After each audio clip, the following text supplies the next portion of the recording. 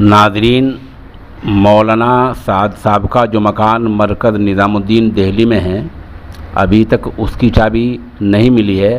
حالانکہ دہلی کی عدالت نے 4 روز پہلے ایک آدیش جاری کیا تھا، حکم نامہ جاری کیا تھا کہ دفعہ 21 کے تحت کسی کے مکان کو بند نہیں کیا جا سکتا ہے، نہ کسی کو اس کے مکان سے دور رکھا جا سکتا ہے۔